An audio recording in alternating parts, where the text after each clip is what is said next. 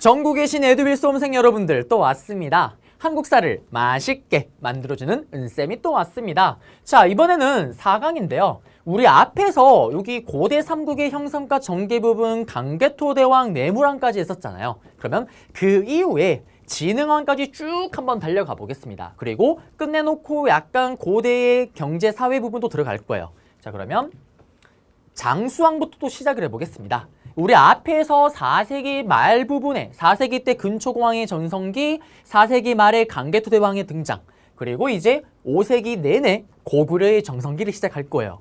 장수왕은 시험에 너무나 잘 나옵니다. 그러면 장수왕은 이름에서부터 이미 느낌이 확 와요. 어떤 느낌? 일단 오래 살았어요. 네, 그렇기 때문에 장수왕이란 칭호를 붙였는데 무려 98세까지 삽니다. 자, 그러면 또 장수왕답게 또 수염을 붙여줘야 돼요. 또 슈퍼 아이템을 또 장착해줘야 됩니다. 그래요. 장수왕입니다. 장수왕. 근데 이 수염이 문제가 있어요. 털이 잘 빠져서요. 이 털이 자꾸 입으로 들어가요. 그래서 제가 이 털을 뺀 후에도 자꾸 뭔가 이렇게 입에서 뭔가를 뗀다. 그러면 여러분들 당황하지 마시고요. 제가 뭐 맛있는 거 먹은 게 아닙니다. 은쌤이 털을 먹었구나. 털을 빼고 있구나. 이렇게 생각하시면 돼요. 자, 장수왕은 들어가기 전에 좀 슬픈 스토리가 하나가 있어요. 장수왕에게는 정말 뛰어난 아들이 있었습니다. 이 아들이 할아버지였던 강개토대왕의 뛰어난 무력과 그 다음 아버지의 뛰어난 브레인을 닮아서 준비된 왕이었어요. 왕이 준비를 열심히 하고 있었는데 이런 젠장 빌어먹을 아버지가 죽지 아니합니다. 아들이 먼저 죽는 슬픈 스토리. 손자도 마찬가지로 열심히 준비를 하고 있었어요. 근데 할아버지 너무나 건강한 것. 이 슬픈 스토리의 주인공이 바로 장수왕인데요. 자, 이 장수왕의 첫 번째 아들의 이름이 조다예요. 조다. 고조다. 그래서 우리 흔히 그런 말 있잖아요.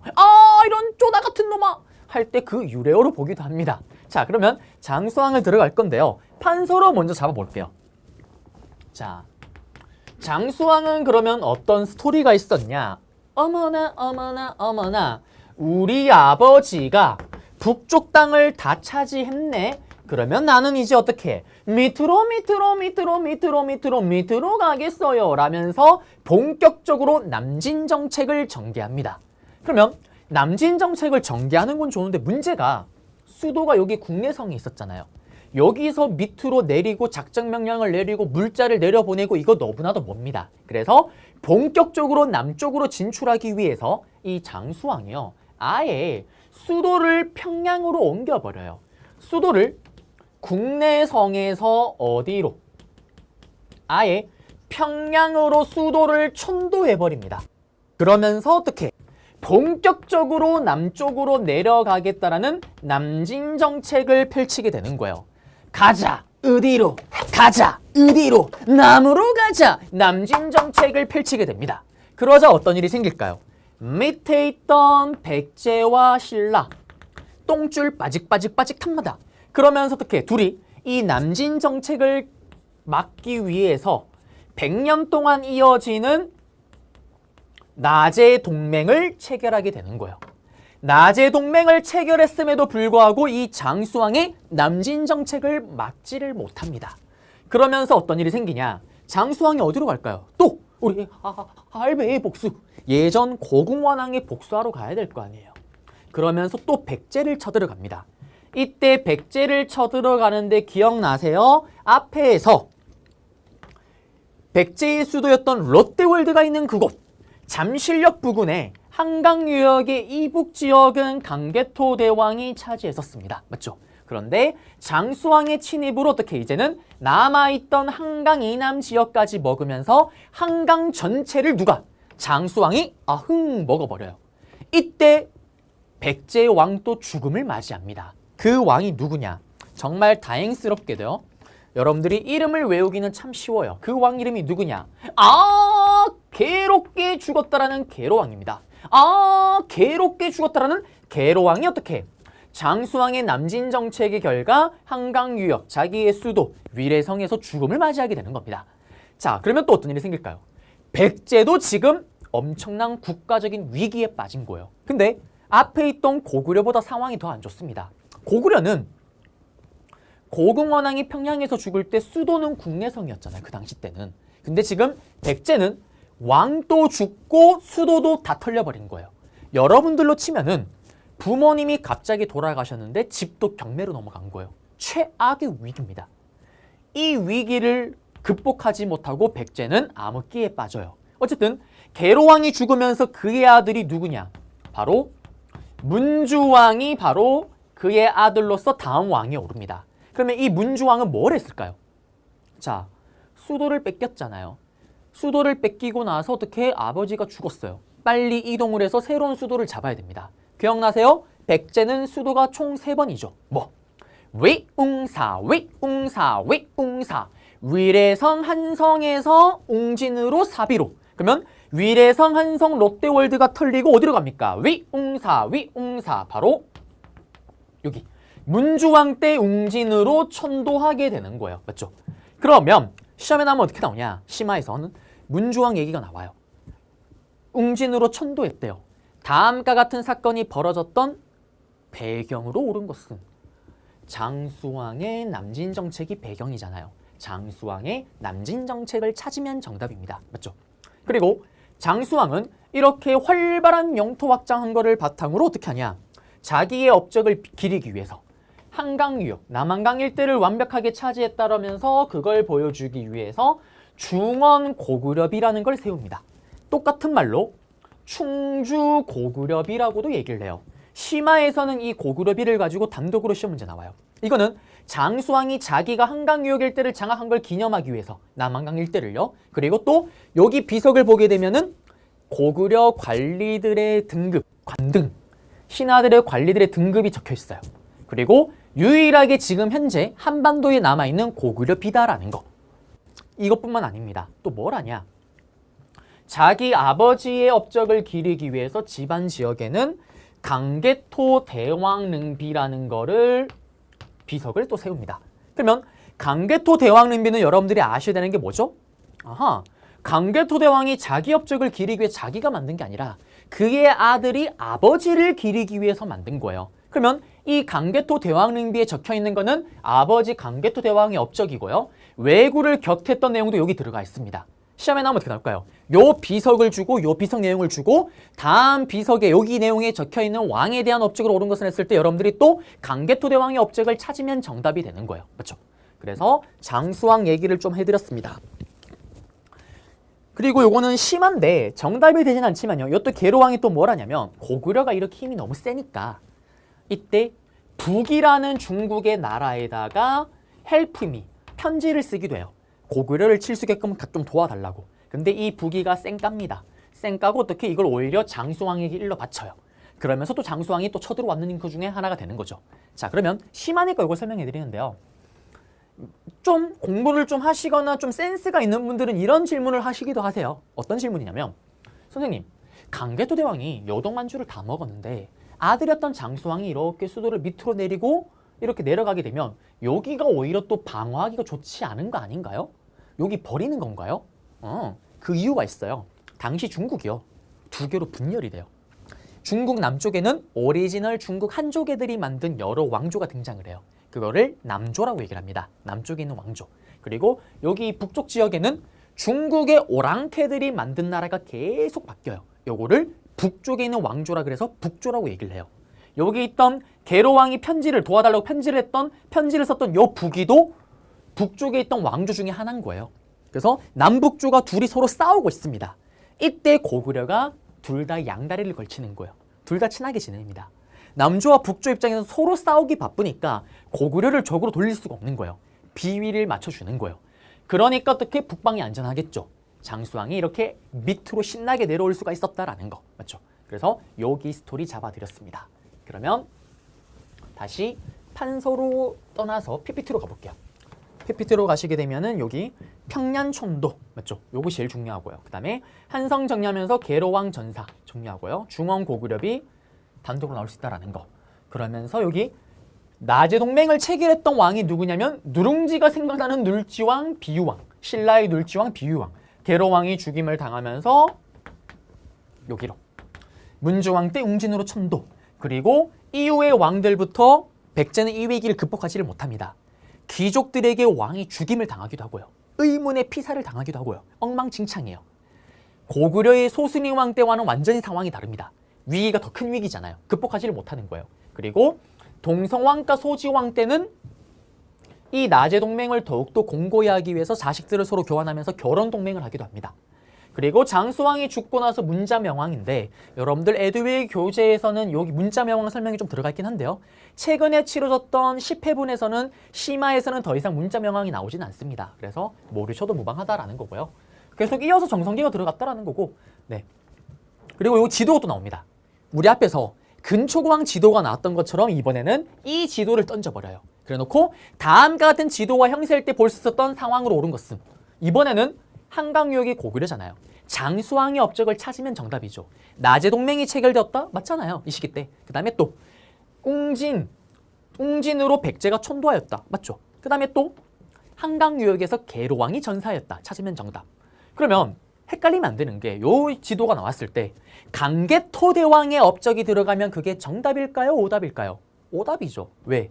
한강유역을 다 찾은 거는 장수왕 때 일이잖아요. 강개토대왕은 이거 전의 스토리잖아요. 그러니 이 지도를 던졌을 때는 강개토대왕이나 그 전에 우리가 봤던 뭐 근초고왕의 업적이나 이런 게 들어가면 다 오답이 되는 겁니다. 걸러내야 되는 거예요. 맞죠? 그리고 여기 보시면 강개토대왕 능비, 아버지를 기리기 위해서 중원고구려비. 단독으로 나올 수 있다고 얘기를 했습니다. 중원고구려비는. 그리고 여기는 제가 가서 강의를 했던 거. 이렇게 막아놨어요. 왜냐면 훼손이 된다고 해서요. 그리고 또 여기서는 웃긴 게 한국어로 해설을 하면 안 돼요. 끌려갑니다. 공안에게. 역사 왜곡을 한다고. 누구 왜곡을 한다고. 맞죠? 그리고 또 보시면 그래요. 저예요. 제가요. 또래 여성분들에게는 인기가 제로입니다. 인기가 더럽게 없어요. 근데 어떻게? 어머니들한테 인기 대폭발이에요. 초딩들에게는 또 인기 대폭발입니다. 맞죠? 인기 폭발이에요. 그리고 이제 문자명왕은 부여를 완전하게 이제 병합을 시켰다라는 거고요. 그 전까지도 부여가 계속 남아있긴 했었어요. 제대로 뭐 역할을 못했던 것 뿐이고요. 그리고 이제 6세기로 갑니다. 여기를 하면은 이제 왕은 사실상 다 끝이 나는 건데, 자, 여기 6세기를 보시게 되면 5명의 왕이 있어요. 맞죠? 이 5명의 왕이 동시에 같이 맞물립니다. 맞죠? 맞물리는 거예요. 그러면 무령왕 다음에 성왕, 신라는 지증왕 다음에 버풍왕 다음에 진흥왕이에요. 왕권 강화 3단 콤보입니다. 내리 이어집니다. 에듀윌 유료 회원만의 특별한 서비스.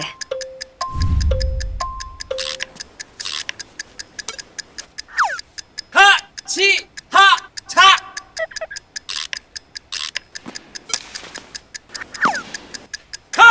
하치하차 정답! 같이 하자 친구야 에듀윌 유료 회원!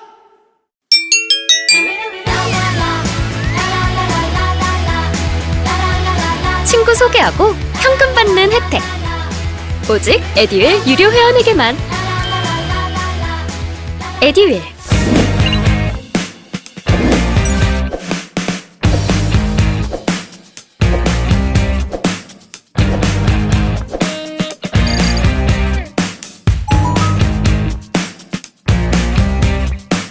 그러면 무령왕과 성왕, 그리고 또 중요한 건 뭐냐면 여기 그래프를 보면 알겠지만 5명의 왕이 동시간대 같이 맞물리고 있는 거예요. 같이 정리를 해야 됩니다. 그러면 이제 무령왕부터 한번 가볼게요. 무령왕은 시험에 단독으로 잘 나옵니다. 자, 무령왕은 어떤 왕이냐? 기억나세요? 앞에 있었던 동성왕인 이런 왕들이 다 의문의 피살을 당해요. 맞죠? 왕의 힘이 약할까요? 강할까요? 대빵 약합니다. 그리고 무령왕이 왕이 오른 거예요. 그러면 무령왕은 왕의 힘이 강할까요? 약할까요? 대빵 약하겠죠. 거지 깽깽이 같습니다. 그러면 이러한 왕의 힘을 강화시키려면 뭘 해야 될까요? 왕권 강화를 해야 되는데, 자, 여러분도 아셔야 되는 게 수능, 이 한능검이 끝나는 그날까지, 맞죠? 제가 이게 수능 강의를 하도 많이 해보니까 수능 예비가 자꾸 붙는데, 한능검 강의가 끝나는 그날까지 여러분들은 머릿속에 이걸 기억해야 돼요. 모든 왕의 내구조 속의 1순위는 왕권 강화입니다. 모든 왕은요, 왕의 권력을 강화시키기 위해서 모든 걸 다 해요. 난리 부르스를 칩니다. 그러면서 무령왕이 뭘 했냐? 22담로를 설치를 해요. 이게 뭐냐? 백제 땅 22군데 중요한 지역에 22담로라는 걸 설치를 합니다. 지금으로 치면은 광역시 개념으로 생각하시면 돼요. 22개의 광역시를 설치를 해요. 그리고 나서 거기에 자기의 자식들이나 아니면 왕족들, 친척들이죠. 왕족들을 싹 다 파견합니다. 그리고 뭘 할까요? 그 22군데 중요한 지역에 파견됐던 왕족들이 거기에 있는 귀족들이 왕에게 대들진 않는지, 또 거기에 있는 귀족들이 우리 영원한 호구, 불쌍한 백성들을 괴롭히진 않는지 이거를 감시 감독하는 거예요. 그러면서 왕의 힘을 강화시켜 나갑니다. 두 번째, 중국 남쪽에 있었던 여러 왕조 중에 양나라와 미친 듯이 교류를 해요. 이게 또 왜 왕권 강하냐? 자, 우리나라 대통령이요, 미국을 갔습니다. 가서 트럼프 대통령을 만났어요. 그리고 기자회견을 막 하겠죠. 그때 트럼프가 전 세계 기자단들이 있는 데서 이런 얘기를 합니다. 친애하는 세계 동포 여러분들, 전 세계 넘버원은 미국입니다. 전 세계 넘버원은 미국. 근데 갑자기 뜬금없이 넘버 투 사우스 코리아, 넘버 투 사우스 코리아, 2등은 대한민국입니다 라고 얘기를 하는 거예요. 그 얘기를 들었을 때 여러분들 기분이 어때요? 나쁘지 않은데? 괜찮은데? 왜? 2등이 뭐가 기분이 나빠요? 2분 괜찮습니다. 2등. 맞죠? 그 얘기를 듣는 순간 대통령이 귀국하자마자 뭘 할까요? 기자회견 딱 열자마자 이런 얘기를 하겠죠. 친애하는 국민 여러분들, 우리 대한민국은 전 세계로부터 넘버 2로 인정받았습니다. 그러면서 본인의 위상을 높이는 거예요. 이게 무슨 말이냐? 신하들아 백성들아, 나 중국 남주로부터 인정받은 남자야. 중국 남주로부터 백제를 부활시켰대. 그런 얘기를 들은 게 바로 나다. 내가 그런 왕이다. 내 말 안 듣니? 죽여버린다. 왕권 강화용으로 사용하는 겁니다. 그러면 역사는 뭐라 얘기를 했어요? 팩트라니까요. 팩트. 증거가 있어야 될 거 아니에요. 그 증거가 뭐냐?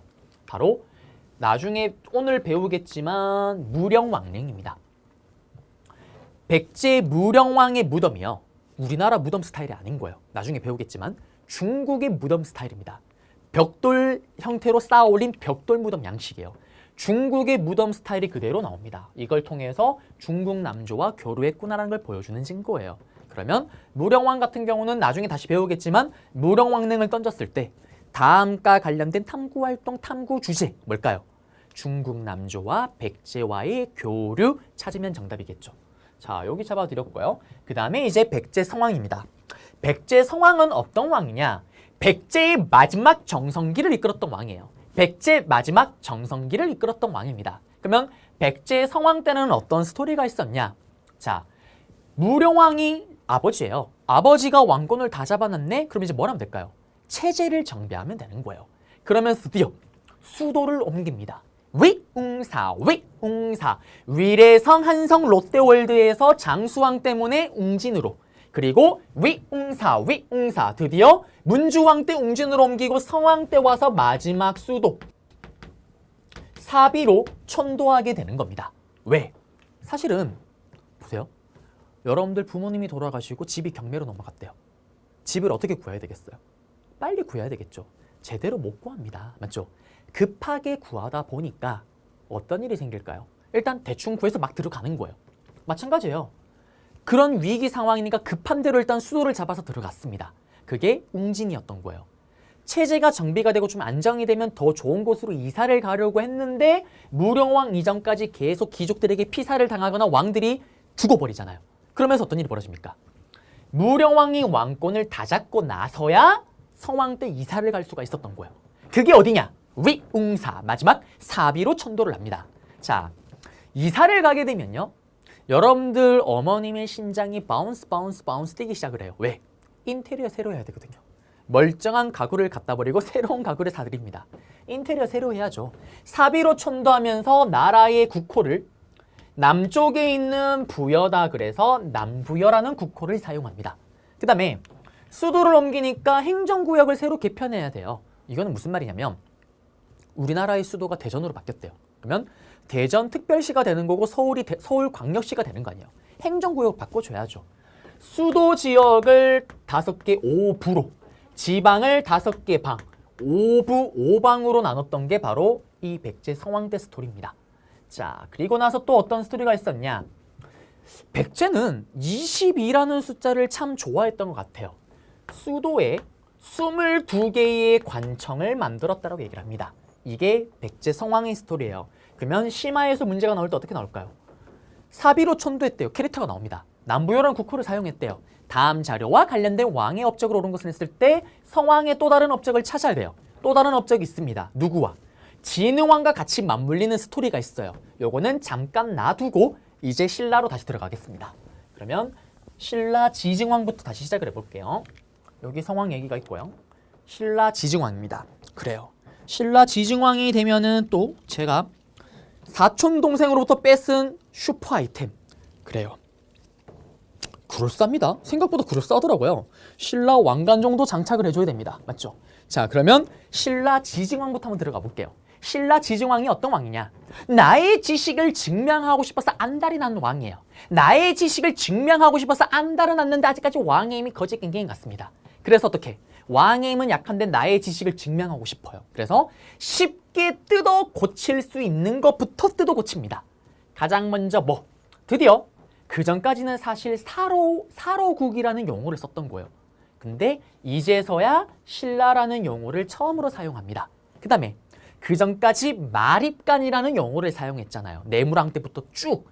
드디어 나의 지식을 증명하고 싶어서 안달이 났던 지승왕 때 왕이라는 칭호를 처음으로 사용을 합니다. 그 다음에 왕의 힘이 강해지려면 뭘 해야 돼요? 활발한 영토 확장. 근데 백제를 치기에는 장수왕 때부터 나제 동맹 중 고구려를 가기에는 힘이 약해요. 가야를 가기도 힘이 약합니다. 그래서 어디로? 아무도 가지 않는 그곳, 다른 나라는 있는 줄도 모르는 그곳, 울릉도로 가요. 바로 우상국입니다. 이때 이사부 장군을 통해서 우상국을 정벌해요. 이것도 지증왕의 업적입니다. 그리고 옆에 있던 독도까지 편입을 시키죠. 그러면서 독도가 처음으로 우리 역사 속으로 편입이 됐던 거고, 그리고 요거는 심화에서 나오는 거예요. 요거 두 개가. 우경, 역사상 처음으로 기록이 된 겁니다. 기록상으로는 소에다가 농기구를 장착해서 농사를 지는 우경이 지증왕 때 처음으로 등장을 해요. 그 다음에 동시전, 이거는 뭐냐면 수도였던 경주 동쪽에 큰 시장이 있었어요. 동시라는. 이 시장을 관리 감독하는 동시전이 설치가 됐던 겁니다. 요게 또 지증왕 때 업적이에요. 그러면 이 동시전은 신라 거다라는 것도 아셔야 돼요. 예를 들면 골품제 던져놓고 다한과 같은 신분제도가 있었던 나라에 대한 설명으로 옳은 것을 했을 때 동시전 찾아야 되는 겁니다. 이거 신라 거다라는 거예요. 그리고 마지막에 이거는 에드윌 교재에 있는 내용이긴 한데 전국을 주군형으로 나누고 관리를 파견했다? 이거는 특별히 모르셔도 됩니다. 네, 그래서 지증왕을 잡아드렸고요. 이 지증왕의 아들이 또 법풍왕입니다. 자, 법풍왕은 이렇게 기억하시면 돼요. 법으로 흥행했던 왕이 법풍왕입니다. 법풍왕은 법으로 흥행했던 왕이 법풍왕이에요. 그래서 신라에서 법과 관련된 건 싹 다 법풍왕입니다. 법으로서 뭘? 율령을 반포하는 거 어떻게? 법풍왕입니다. 그러면 법안의 관리들의 등급을 매기는 관등제, 공복제 들어가잖아요. 여기 있는 것처럼 관등제 1+1 들어가는 거예요. 17관등. 그 다음에 또 법으로서 어떻게? 관리들의 관직을 잡아주는 것처럼 또 상대등이라는 걸 만들어요. 요거는 뭐냐면 제일 높은 귀족들을 상대등이라는 틀 안에 가둬두는 겁니다. 상대등이라는 직책을 주는 거예요. 왕의 상대가 되는 사람, 왕과 대등한 사람 상대등입니다. 그 다음에 심화에서는 이게 정답이 되기도 해요. 병부를 설치합니다. 병사를 담당하는 부서예요. 왕이 드디어 군대를 틀어지게 되는 겁니다. 그 다음에 법으로 공인하는 거 뭐? 바로 불교. 예전부터 들어오긴 했지만 귀족들의 반발로 받아들이지 않고 있었어요. 근데 이때 누구? 2차 돈의 순교를 계기로 불교를 법으로서 완벽하게 공인합니다. 고구려는 소수만이 법으로 공인하면 돼요. 소수링왕. 백제는 좀 외워달라 얘기를 했었죠. 침류왕. 신라는 법으로 공인했던 법풍왕의 스토리입니다. 그리고 이제 뭘 해야 될까요? 골품제 신분제도를 정비했다라는 건 그냥 그렇군요 정도 보시면 되는 거고요. 그 다음에 활발한 영토 확장을 해야 됩니다. 활발한 영토 확장. 우리 아버지가 울릉도 우상국을 갔네? 나는 고구려를 가기엔 힘이 약해요. 백제로 가기엔 나제 동맹 중입니다. 그러면서 어디로 가냐? 바로 가야. 가야 중에 누구? 강개토 대왕의 외구 격퇴 과정 속에서 풍비박산이 나버렸던, 멸망은 안 했지만 겨우 간판만 걸려있었던 금강가야를 정복해버리는 겁니다. 그러면서 이때 김무력이 항복하고요. 이 집안의 사람이 바로 누굽니까? 김유신인 거예요. 그러면서 이들을 진골 귀족으로 편입시켰다라는 거. 맞죠? 시험에 나오면 이 사료를 던져놓기도 해요. 심화에서는. 김무력이 항복을 하고 금강가에 멸망을 했대요. 다음 같은 업적을 하였던 왕에 대한 내용으로 옳은 것을 했을 때 여러분들이 버풍왕 찾으셔야 됩니다. 네. 에듀윌 유료 회원만의 남다른 서비스.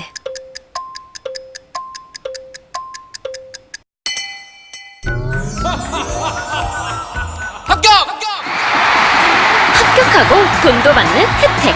오직 에듀윌 유료 회원에게만. 에듀윌. 무료 합격!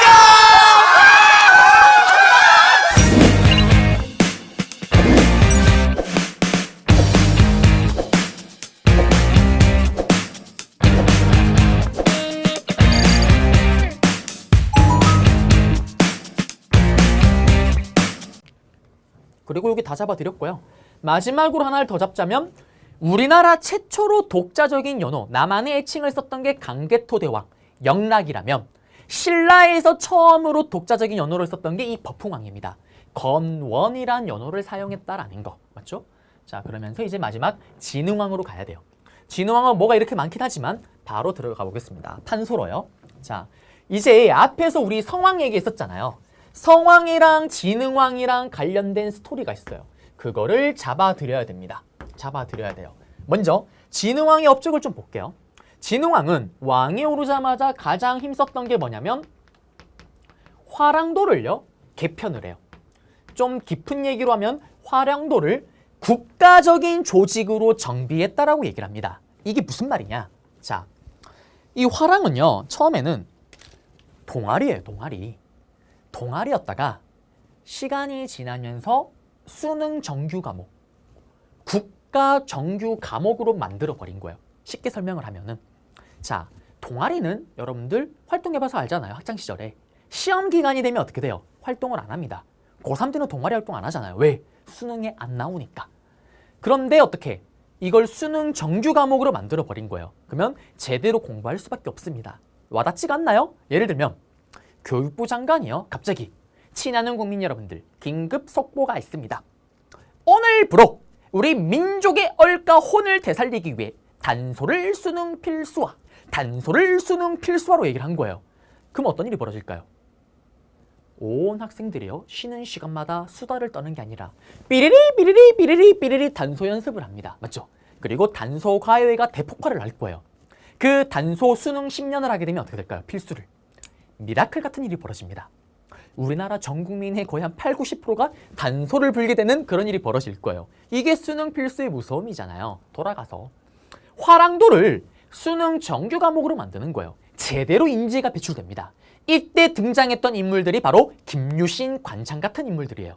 자, 이걸 바탕으로 이제 활발한 영토 확장을 하게 되는 겁니다. 자, 여기서 또 어떤 스토리가 있냐면 신라는 지금 진흥왕이고요. 백제는 마지막 정성기를 이끌었다는 서왕입니다. 이 서왕이 연락을 해요. 진흥왕아, 야, 진흥왕아, 가자. 응? 고구려 한강을 털어버리러 가자. 오케이, 콜? 둘이 손잡고 갑니다. 그러면서 어떻게? 백제가요, 요렇게 한강 이남 지역을 공격을 하고요. 신라 진흥왕이 어떻게? 이렇게 한강 이북 지역을 공격을 합니다. 그리고 둘 다 정성기잖아요. 한강을 아흥 뺏어버려요. 자, 그러면서 여기 있는 것처럼 성왕과 진흥왕이 콤비를 펼쳐서요. 콤비네이션을 통해서 한강 유역을 어떻게 일시적으로 차지를 해요. 성왕 입장에서는. 그런데 어떻게? 진흥왕이 한강을 처음 갔더니 충격에 빠집니다. 제가 느꼈던 그 충격을 느끼는 거예요. 좀 더 한강. 이것이 한강. 이거 가지려고 그 둘이 그 난리를 쳤구나. 자시할 만하네. 그러면서 한강 너무 좋다. 미안해 성왕이 배신을 땡겨버려요. 진흥왕이 어떻게? 배신을 땡겨버립니다. 그리고 한강을 자기가 다 먹어버려요. 한강을 자기가 싹 다 독차지를 해버립니다. 한강을요. 그러면서 어떤 일이 생기냐? 100년 동안 이어졌던 나제 동맹이 어떻게 될까요? 와장창창 이때 결렬이 되는 거예요. 깨집니다. 배신을 땡겼으니까요. 그러면서 백제 성왕이 어떻게 할까요? 성왕도 대단해요. 한강으로 갈 것 같은데 한강으로 안 갑니다. 어디로 가냐? 나는 신라 수도로 쳐들어가겠다. 신라 경주로 쳐들어가요. 그러면서 어디로 가냐? 바로 관산성이라는 곳으로 도착을 합니다. 이때 이 관산성 전투가 왜 중요하냐면 좀 이따 지도로 보여드리겠지만 신라 경주로 들어가는 완전 길목이에요. 여기가 뚫리면 신라 경주까지 하이패스입니다. 그냥 들어가는 거예요. 그냥 들어갑니다. 여기를 어떻게든 막아야 돼요. 성왕이 직접 간 게 아니라 성왕이 자기 첫째 아들을 여길 보내요. 그러면서 소식을 듣습니다. 승리하기 직전이라는 소식을 들어요. 그러면서 성왕이 장하다 나의 아들, 나 응원하러 가야 되겠어. 신하들이 말립니다. 전하 위험합니다. 요거 정리되면 가시죠. 난 가야 되겠죠. 그러면서 가요. 가다가 어떤 일이 생기냐? 그래요. 여기서 또 슈퍼 아이템을 꺼내줘야 됩니다. 이게 또 뭐냐? 가다가 어떻게? 바로 가다가 매복해 있는 신라군에게 붙잡혀버려요. 그러면서 이때 백제성왕이 꼴까닥 죽어버립니다. 백제성왕이 관상선 전투에서 어떻게 전사하는 일이 생기는 거예요. 또 왕이 죽어버립니다. 그러면 어떤 일이 생기는 거예요? 국가적인 위기가 또 발생하는 거죠. 이런 국가적인 위기가 발생하면서 어떻게? 백제는 도망을 갑니다. 이 도망가는 백제군들을 어떻게?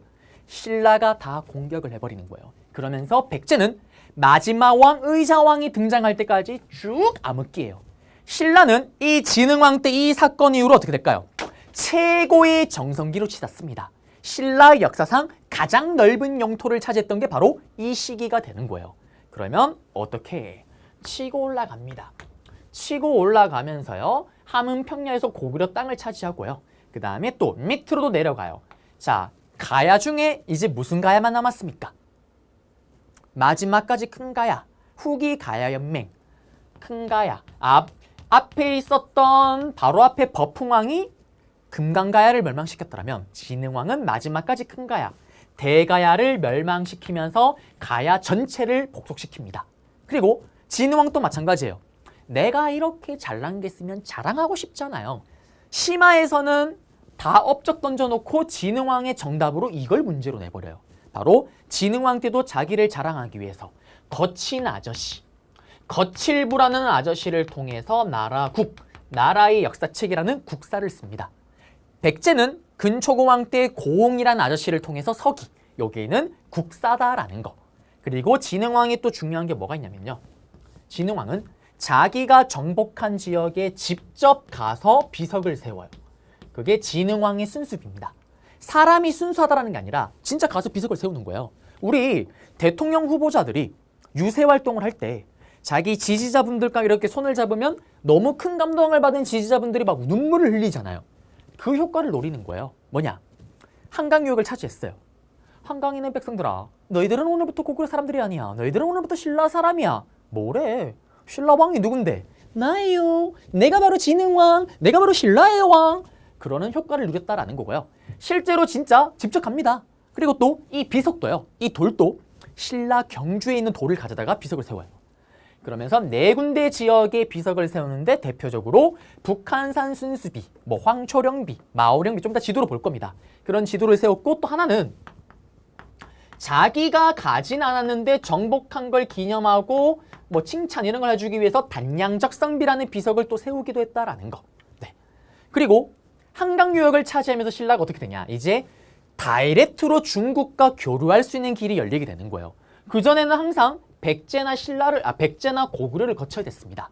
그러면서 한강 유역에 당항성이라는 진출할 수 있는 기지를 만들어서 중국으로 다이렉트로 가기도 했다라는 거.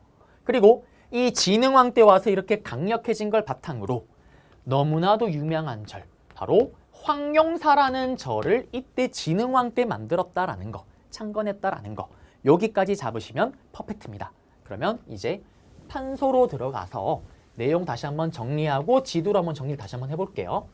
자, 가시게 되면 화랑도 개편 중요합니다.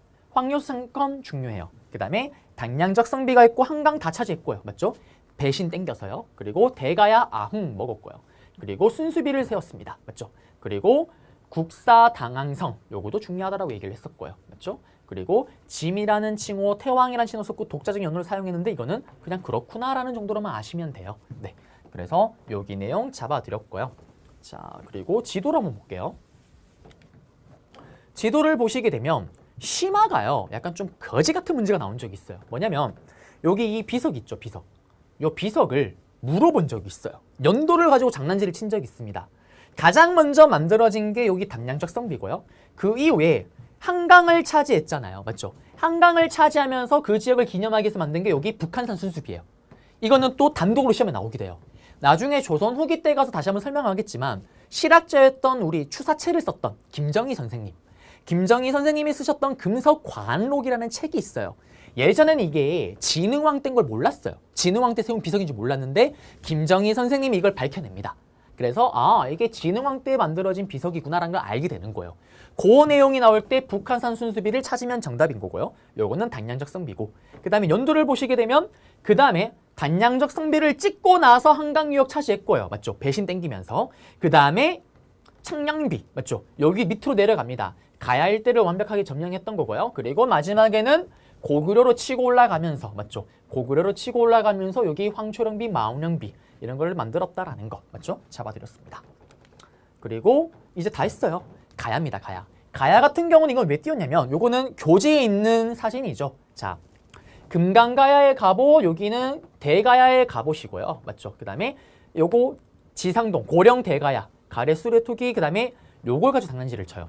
김해 대성동 고분인데 대성동 고분군은 금강가야의 지역이고요. 고령 지상동 고분군은 대가야의 영역입니다.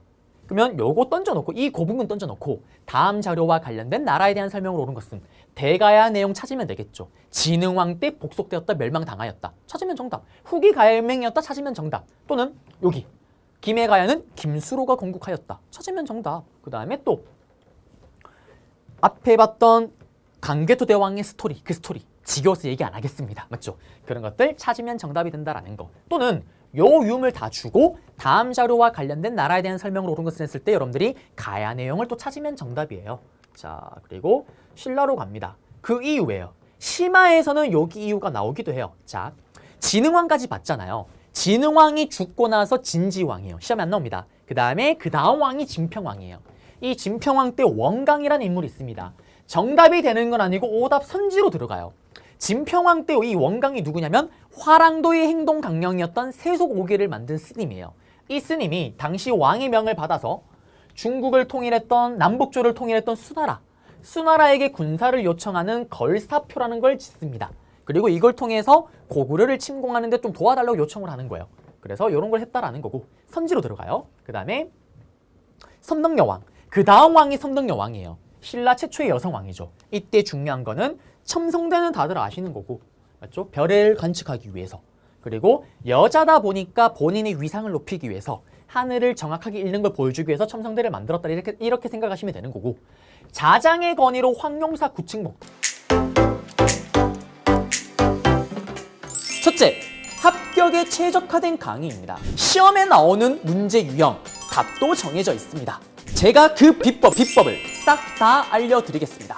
둘째, 복습까지 책임을 지는 강의입니다. 한 번의 강의에서 두 번을 정리하면서 여러분들의 완벽한 이해를 돕겠습니다. 셋째, 완벽한 재미를 보장하는 강의입니다. 지루한 강의는 가라. 한국 인간 역사상 이런 강의는 없었다. 바로 소품 한국사! 여러분들에게 완벽한 재미를 선사해드리겠습니다. 헷갈리면 안 되는 게 황룡사 절은 진흥왕 때예요. 맞죠? 그리고 황룡사 구층목탑은 자장이라는 스님의 건의를 받아서 선덕여왕 때다라는 거 나옵니다. 심화에서는. 그 다음이 진덕여왕이에요. 이 진덕여왕은 뭐 집사분은 나중에 설명하겠지만 이때 만드는 거고, 나중에 설명할 거예요. 따로 뒤에 가서. 그 다음에 이때 드디어 김춘추를 보내서 나당 동맹을 체결합니다. 나당 동맹을요. 이 김춘추가 누구예요? 진덕여왕이 죽고 나서 그 다음에 왕이 태종무열왕 김춘추예요.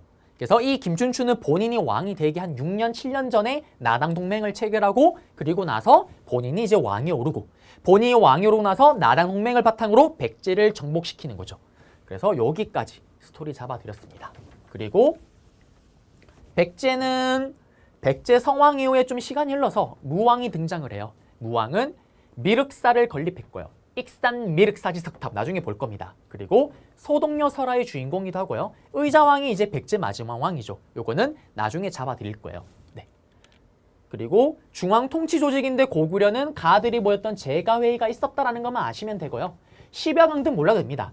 제일 높은 사람이 대망리지 영계소문인데 망리지, 아 그렇군요. 여기 넘어가시면 되고, 백제는 기억나세요? 상자평, 육자평 이거 언제였어요? 고이 모셔라 고이왕 때죠. 그렇지만 중요한 거는 정사매이가 백제다라는 것만 아시면 돼요. 그 다음에 신라는 화백회의가 신라 거다라는 것만 아시면 됩니다. 시험에 나오면 어떻게 나올까요? 서옥제, 동맹, 고구려, 풍습 던져놓고 제거회의 찾으면 정답. 정사매의, 화백회의가 들어가면 이건 다른 나라잖아요. 오답 걸러내면 됩니다. 그러면 정사매의는 안기법의 하나가 안기법까지는 아니고 이렇게 생각하시면 돼요. 실제로 백제의 귀족들은 돌이 있는 데서 노는 걸 좋아했대요.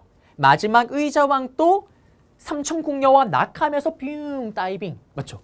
실제로 귀족들은 전부 다 돌이 있는 곳에서 놀았다라는 거. 정사매의는 백제입니다. 화백회의는 신라의 귀족회의인데 만장일치제였다라고 얘기를 하죠. 그래서 여기 있었고 여기는 17강 상대 등 제일 높은 이거 언제였어요? 법을 응용했던 법흥왕 때였죠. 율령만포. 그 다음에 지방은 안 나오는데 고구려는 수도를 오부, 지방을 오방. 지방에 보냈던 관리를 욕살, 철역, 은지 안 나와요. 백제는 오부, 오방은 누구였어요? 백제의 마지막 정성기를 이끌었던 성왕. 22담론은 누굽니까? 백제의 무령왕. 맞죠? 육부, 오주 몰라도 됩니다. 그리고 이제 다음 강인데 다음 강의 바로 들어갈 거예요. 바로 우리는 뭐로 들어갈 거냐? 고대 사회 부분 잠깐 들어갈 겁니다. 네, 그러면 바로 이어서 들어가 볼게요.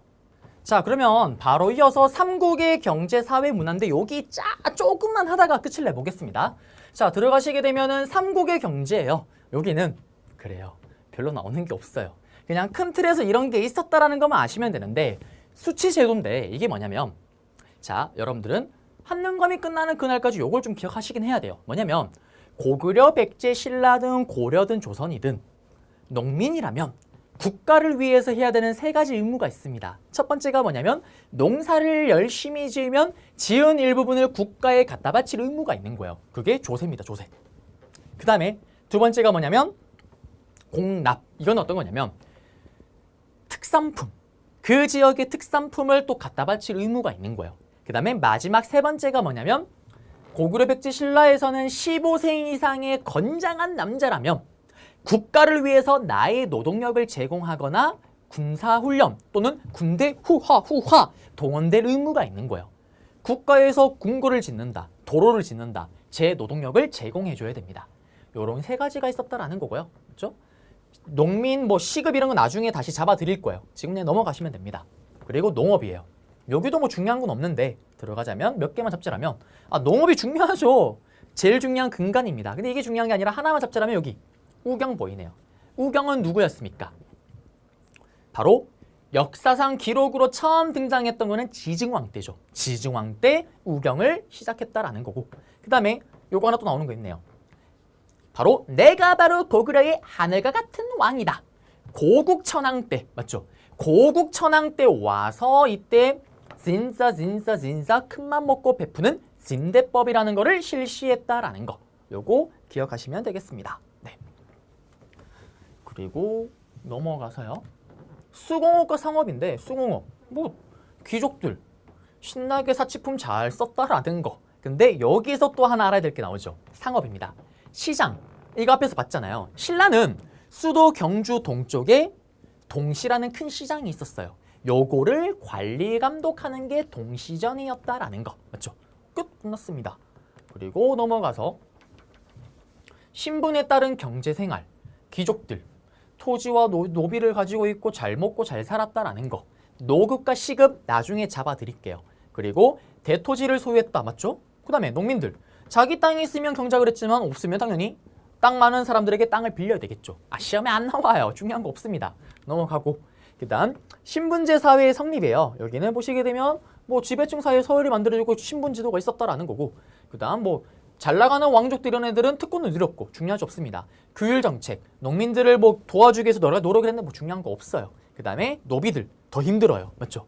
중요한 거 없습니다. 몰라도 돼요. 넘어갑니다. 그 다음에 고구려인데 자 여기는 시험에 나오게 되면 우리 예전에 했던 것도 복습이에요. 제가 항상 얘기를 하잖아요. 고구려의 풍습 집어 던져놓고 다음과 관련된 나라에 대한 설명을 옳은 것을 했을 때 고구려 내용 찾으면 돼요. 일책 12법 고구려 거다라는 거 우리 앞에서 많이 했잖아요. 그 다음에 여기 형사치수제, 서옥제 여기는 빠졌지만 가들이 모여서 회의를 했던 제가회의 맞죠? 그 다음에 국동대열에서 주몽과 유아부인에게 제사를 지냈고요. 그리고 제천행사로 뭐가 있었다? 10월 달에 지냈던 동맹이 있었다라는 거. 끝났습니다. 그리고 백제입니다. 백제도 다 필요 없고 핵심만 알면 되는데요. 여긴 다 빠졌지만 뭐만 하시면 되겠습니까? 백제에는 무슨 회의, 정삼회의라는 귀족회의가 있었다라는 거. 요거 하나만 기억하시면 돼요. 맞죠?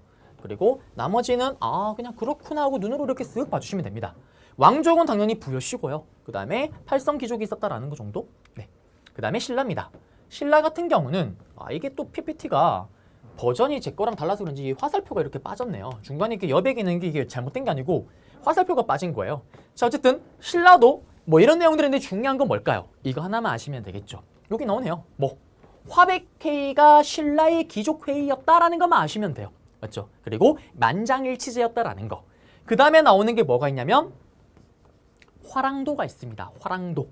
화랑도는요. 어떤 거냐? 시험에 단독으로 나오기도 해요. 진흥왕의 업적으로 나오기도 하지만 제가 그랬잖아요. 화랑은 원래 어떤 조직이었다? 원시사회 청소년 집단. 원래는 동아리였던 거예요. 이거를 누구 때? 바로 진짜 흥했던 진흥왕 때. 진흥왕 때 와서 국가적인 조직으로 개편하면서 제대로 인재가 배출됩니다. 김유신, 관청 같은 인물들이. 그러면서 활발한 영토 확장을 펼쳤던 게 바로 진흥왕이죠. 그러면 이거는 인재 양성을 했고요. 계층 간의 대립과 갈등을 조절하는 역할도 했다는 게 뭐냐면 진골뿐만 아니라 밑에 있는 계층들도 화랑으로 활동할 수 있게끔 해줬던 거예요. 그 다음에 중요한 건 여기죠. 원강의 세속 5개를 행동주범으로 삼았다라는 거. 자, 원강이 누구였어요? 아까 앞에서. 진평왕 때 수나라에게 쓰는 걸사표라는 걸 짓게끔. 맞죠? 진평왕이 명령을 받아서 짓는 게 아니고 지었죠. 맞죠? 자, 그리고 세속 5개. 이게 뭐냐면 화랑의 행동 강령입니다. 이거를 만든 사람이 바로 원강 스님이에요. 그러면 시험에 나오면 어떻게 나오냐? 화랑도 설명 다 줘요. 그래놓고 다음과 관련된 조직에 대한 설명으로 옳은 것은 진흥왕 때 국가적인 조직으로 개편되었다. 원강의 세속 5개를 행동 강령으로 삼았다. 이런 것들 행동 규범으로 삼았다. 찾으면 정답이 되겠습니다. 또는 화랑도 주고 다음과 같은 조직이 있었던 나라에 대한 설명으로 옳은 것은 했을 때 여러분들이 신라 내용 찾으면 정답이에요. 끝났고요. 그리고 또 잘 나오는 게 있죠. 바로 골품제도를 보셔야 돼요. 골품제도. 골품제도는 요 표를 그대로 주고 다음과 같은 신분제도가 있었던 나라에 대한 설명으로 옳은 것은 이렇게 나오기도 하지만 골품제도를 시험에 단독으로 물어보기도 해요. 그러면 여기는 판수로 잡아볼게요. 자, 골품제도가 그러면 뭔지를 좀 보셔야 되는데 이 골품제도는 어떤 내용이냐? 뼈골, 태어날 때부터 품계를 가지고 태어난다라는 거예요. 그럼 이게 또 무슨 말이냐? 자, 제일 뼈대가 높은 사람을 뭐라고 하냐면 성골이라고 부릅니다. 성스러운 뼈를 가진 사람이에요. 성스러운 뼈를 가진 사람. 엄마, 아빠 둘 다 왕족인 경우예요. 여러분들 어머님이나 아버지, 부모님이 혹시 왕족이세요? 아니죠. 나도 아니에요. 우린 해당 사항이 없습니다. 성골이 아니에요. 그 다음 단계가 진골입니다. 진짜 뼈대가 좋은 사람. 여기는 엄마, 아빠 둘 중에 한 명이 왕족인 경우예요. 그런데 시간이 지나면 지날수록 어떻게 될까요? 성골의 수가 자꾸 줄어드는 거예요. 엄마, 아빠 둘 다 왕족일 확률이 자꾸 줄어들 거 아니에요. 그러면서 어느 순간 성골이 사라집니다. 그러면서 진골만이 이제 왕이 되는 거예요. 성골이 없으니까. 그 최초의 진골 출신의 왕이 바로 태종무열왕 김춘추가 되는 거고요. 그러면서 진골이 쭉 왕이 오르는데 다시 잠깐만 요로 가볼게요. PPT로. 자, 보시면 진골은 그래서 보시면 엄마, 아빠 둘 중에 한 명이 왕족이란 이유 하나만으로 여기 보세요. 모든 관직을 다 갈 수가 있어요. 그 다음부터 엄마, 아빠가 왕족이 아닌 경우 저와 여러분들 같은 경우 6두품, 5두품, 4두품으로 내려가는 거예요. 근데 여기 보세요.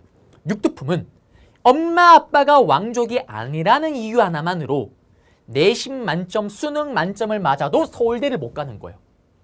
여러분들이 엄마, 아빠가 왕족이 아니라는 이유 하나만으로 어떻게 한능검 어떻게 만점을 맞아도 1등급을 받을 수가 없는 거예요.